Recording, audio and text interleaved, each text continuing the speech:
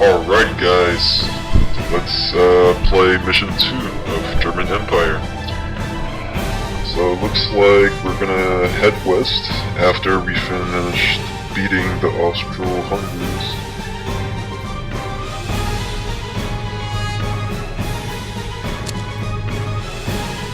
Heading west means the next nation on the menu is France. Oh, and it looks like Britain's also going to be fighting us. That's pretty much the story of Germany since they were unified, I guess. Just fighting everybody, everywhere. Russia, France, Britain, even across the oceans for America. Alright. Good news is we have a lot of land. It looks like we actually are bigger than France. Maybe about the same size as France and Britain combined. And the good part about this mission is we're going to be fighting a one-front war, so we're not going to be worrying about Russia in the east and France and Britain in the west. And let's take a look at the Navy. So we do have a battleship here, and you can tell that this is a battleship by the fact that it has 3 of those smoke thingies, the big smoke chimneys, in these old school warships. And looks like Britain has, I think this is a small destroyer, I believe. I think, yeah, so there's 3 ships. There's a destroyer, a cruiser, and a battleship. And I believe this might be a cruiser. It might be the 2nd tier ship, actually. So it's pretty powerful, but my battleship should be able to take it on, no problem. And looks like Britain also has a battleship over here. And the good thing is it's going to take this ship many turns to even get around to my ship. So I won't have to take on the British battleship face on. At least not for quite a while. And actually, the thing about this game is, a ship can only take up, only one ship can take up a territory. So that means, if the French ship is over here, the British ship can't pass the French ship. So this means that if I actually bring my battleship over here, and I block off the French ship, this means that the British battleship won't even be able to come close to my battleship. So that's good. Alright, so that's actually not a bad strategy. Let me just take a look at the battle map here. Okay, the good part is we have some very important French territories. You can see that this territory has $19, which is a very high amount of dollars. And this is of course the French capital, Paris. And this territory has $52 per round and 10 branches. So that's a very nice city. And there's another major city. You have $28 and 15 French per round return. That's really good. And this one's also very important. So it looks like, and this is actually the Swiss, and they are always neutral in every game. So the thing about them is you can take them over if you want to, or you can leave them alone and they won't attack you. This is a little bit unrealistic because the Swiss, of course, can maintain their neutrality because they're surrounded by mountains and other terrain that makes them hard to invade. So in this game, you could just flat out blitz them and take over their territory. But it looks like, let me see, I do have some nice territories, but I'm never sure about just how many units I have down here. I'm just not sure. I'm not sure if it's worth it to spend the time to crack this nut open and potentially leave France and Britain unharassed and unattacked and allow them to develop and build up. So I'm gonna leave Switzerland alone for this game, and possibly for future games too. But they are kind of in the way because I kind of... You'll notice that most of the French forces are gathered up here, and it wouldn't be a bad idea if I can just go down here and attack and take over these pretty valuable lands and come for an encirclement, you know, because they're gathering all their defensive troops, and you have their general right there. You can tell that it's the general or the commander unit by the gold medal. So it wouldn't be a bad idea if I build up my already strong defenses here and just let them kill themselves and impale themselves on the defense while I encircle them.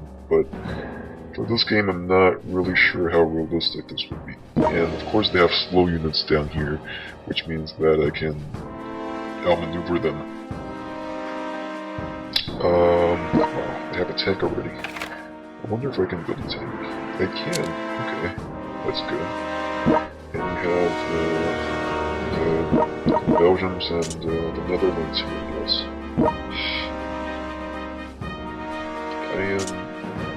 This is a pretty valuable piece of land, but it's pretty heavily fortified. I'm not sure if I'm going to risk attacking them.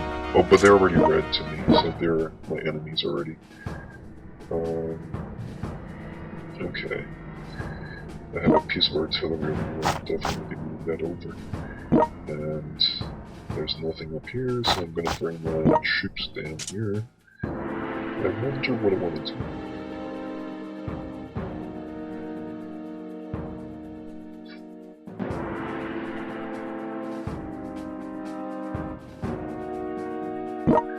Okay, so I have a defensive land fort over here, so it would be a very good idea to move my artillery over here. And this is also, it looks like, because these guys are allies, France is not going to be able to attack me through these territories. They have to attack me right here.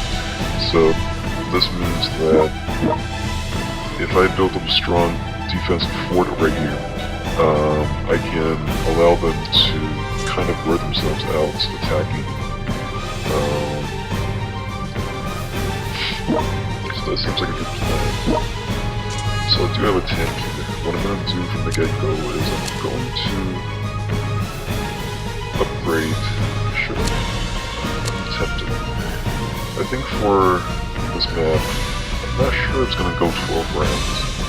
So the reason why I care about whether or not this game goes 12 rounds is, if it's a very big map, which we're going to get to later on when we get to the very big maps, it's going to take several rounds to finish the game.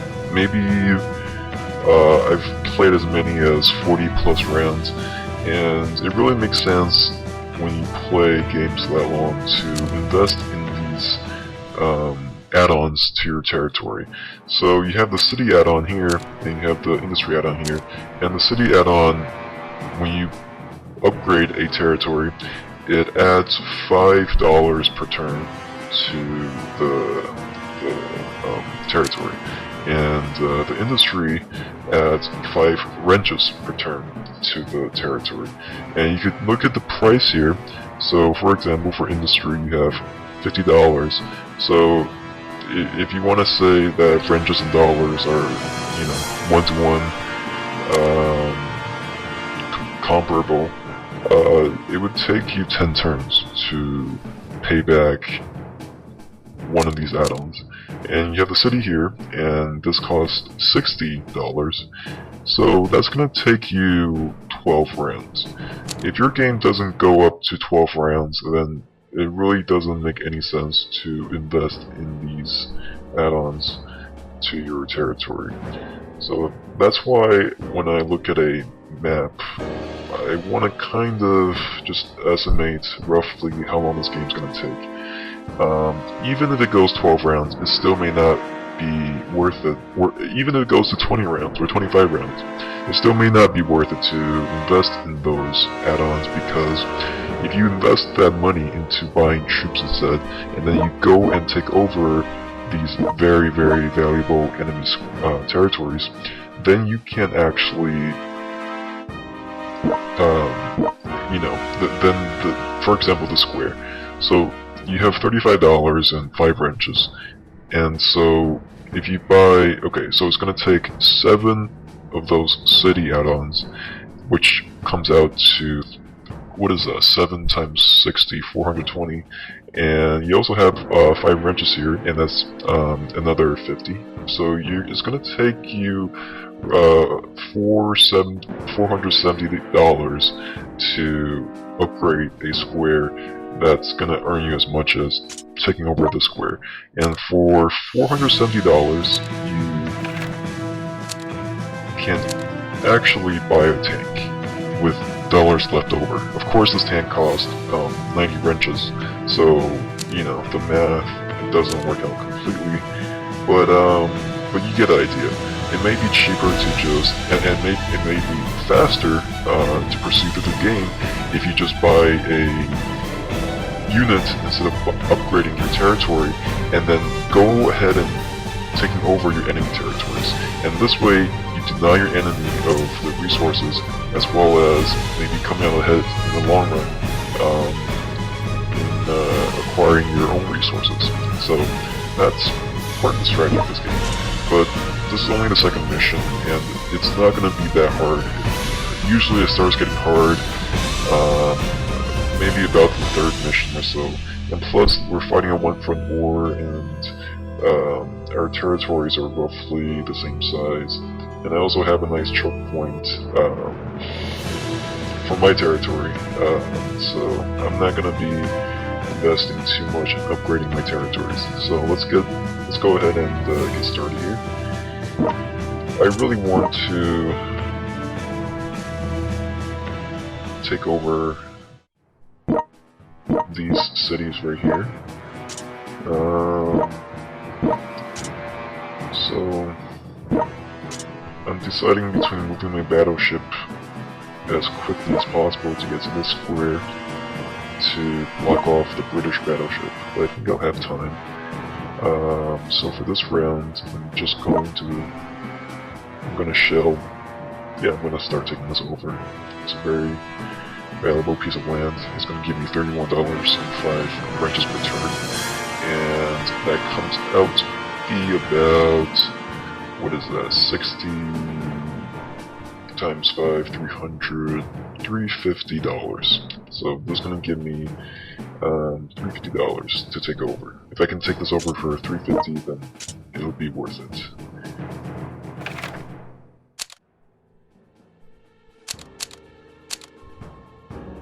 Oh, it looks like I already have a upgrade here. So, do I have any artillery?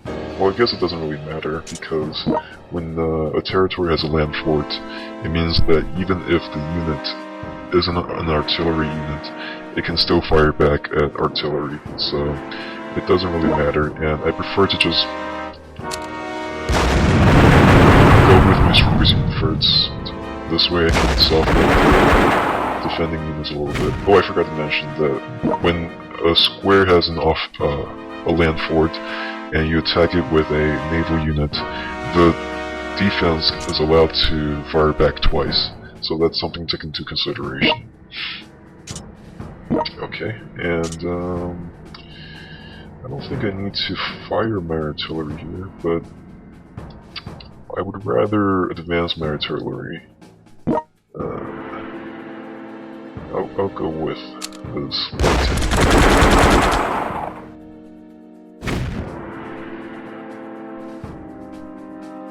Okay. The infantry down there.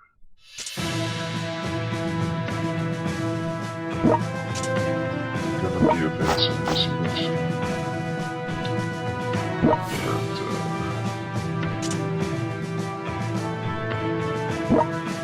Okay.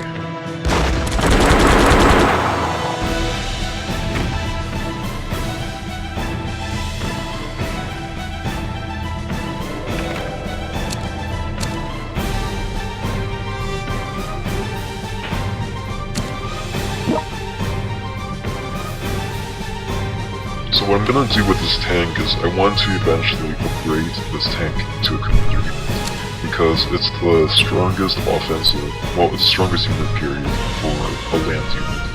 And after you upgrade this to a commander unit, it pretty much becomes invincible. It can take a lot of damage from both land units as well as battleships. I mean, it can almost go one-on-one with battleships.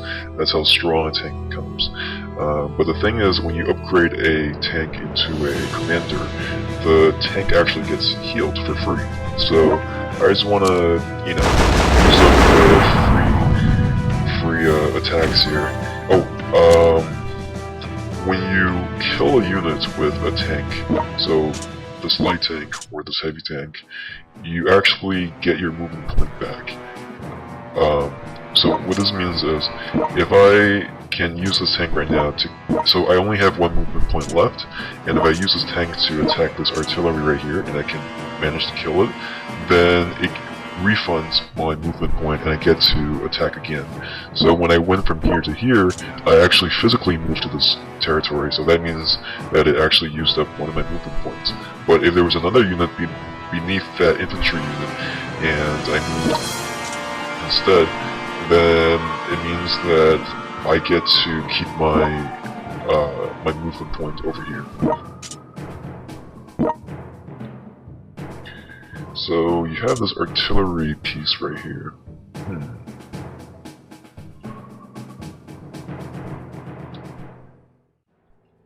I'm not a big fan of this territory over here because the territory has a defensive add-on, and that add-on is entrenchment right here, and you can see it on the square. And I prefer to use the land fort because it's a lot more powerful and it's just better. And if I take over this territory, it means that I can actually replace the entrenchment with a land fort. So this opens me for attack from France's general unit over here, and I don't want that to happen. So maybe I'll wait a turn. Maybe I'll see if I can get this guy over here and attack my artillery instead. Because that's what I'm hoping to do. I'm hoping to funnel them into my strongest point. But at the same time, I don't want their artillery to start shelling my... Well, I do have a land fort here, so I'm not too worried about that. So I think what I'll do is I'm going to move this piece over here, and I'm going to, sure, I'll move this artillery piece over here, and I'm going to reposition my tank over here. So I'm going to let this territory go for one turn.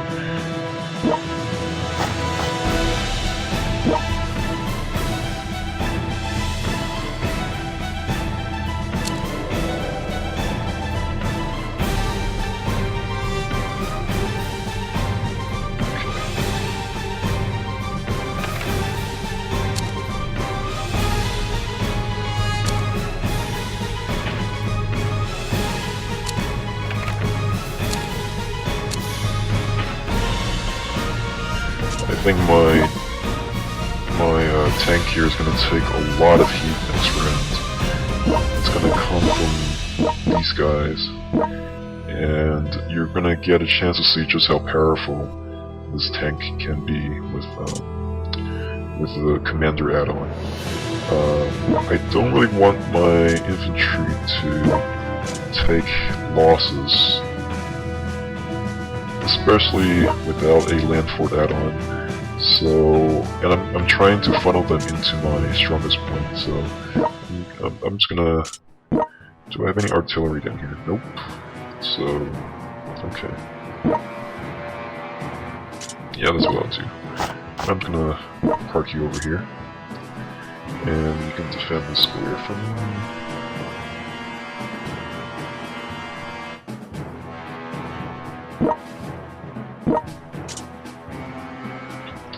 And I'm going to buy an artillery piece.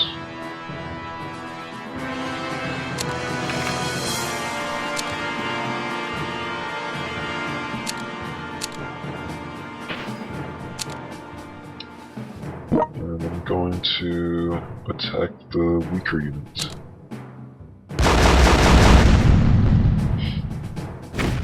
That's good. Actually, I can go ahead and take this guy out.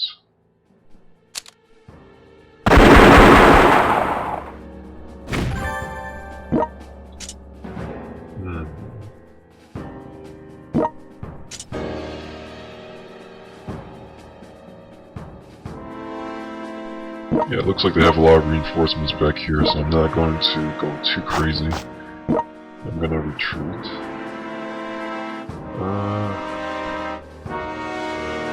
I do want to take over this territory. These are all protected by artillery, so I'm not gonna get any free shots. So I'm gonna put another piece over here. Alright. And I'm gonna attack this guy.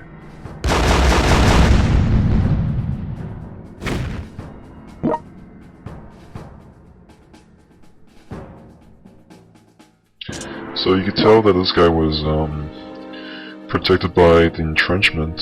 It's also got a shield, a defender's bonus to it.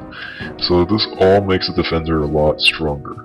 And also my artillery doesn't have the attacker, the red sword add-on. So my attack was a little bit weaker. And that's the reason why this guy over here is still relatively healthy, whereas the other guy over here was almost dead after my initial artillery shells. So, and that's why I can't use this guy to kill him. And it's not like I want to kill him either, because he has a machine gunner right down here, and machine guns absolutely destroy infantry and cavalry, so I'm not going to be exposing my infantry to them. But I will use him to defend. I'm curious if it may... Yeah, I'm gonna use him.